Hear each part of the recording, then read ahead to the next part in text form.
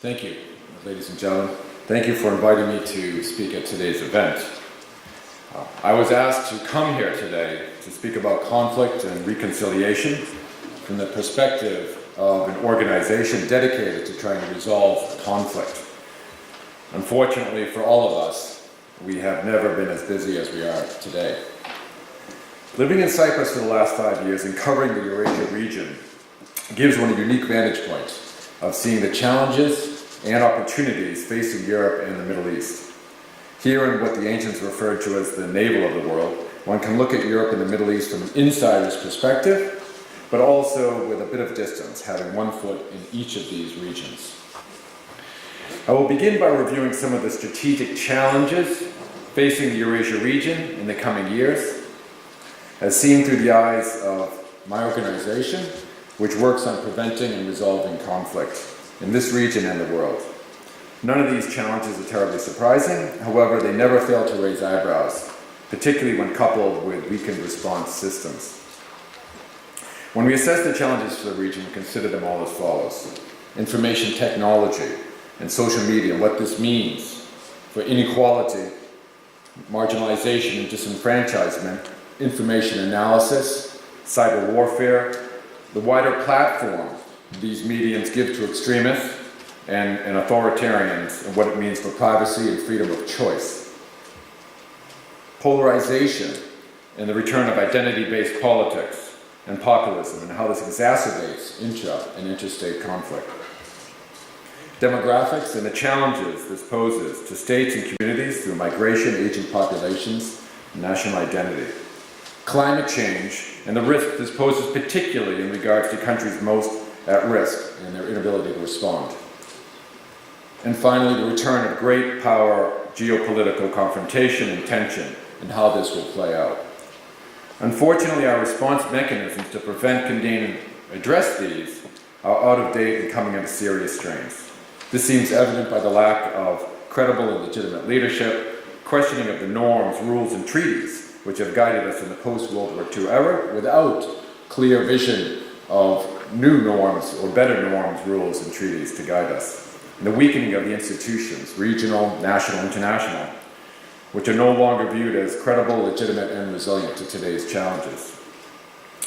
Unfortunately, in my profession, we now see that conflict resolution mechanisms and norms are also suffering terribly. Military options, sanctions, or other less diplomatic options seem to be the preferred option.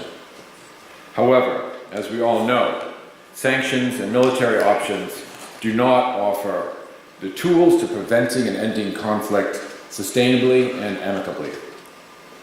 Fortunately, though, there is some good news. If we look beyond the headlines, it is not all doom and gloom. There is indeed less violence today when we look at all types of conflict, from interstate conflict to intrastate conflict to violent crime and homicide. People are living longer, infant mortality rates have never been lower, and people have more basic rights than they've ever had before. Practically in the last 20 years, we have seen several major conflicts come to an end through peaceful processes or negotiated settlements, including those in the Basque Country in Spain, Northern Ireland, Aceh, Indonesia, Mindanao, Philippines, and most recently Colombia and Ethiopia and Eritrea. Even closer to home in this region, we have seen recent progress in talks in Serbia, Kosovo, Moldova, and of course Greece and Macedonia. So what has made them successful, and what does this have to teach us? First of all, timing. As they say, time is an illusion, but good timing is an art. There's not a lot we can do to control time, but when the time is right to resolve a conflict, we need to be prepared. This means preparing for the moment when the time is right. Credible, courageous, and strong leadership, which has sufficient political support, but also courage to push through an agreement when the inevitable opposition begins. They have to be ready to take risks, even among their core constituency, and often reach across the aisle. Third, strategy. You need to have a clear strategy of how the process will not only convince the other side, but rather how one's own constituencies can also understand that their core interests are being met even though there may be tactical compromises made along the way.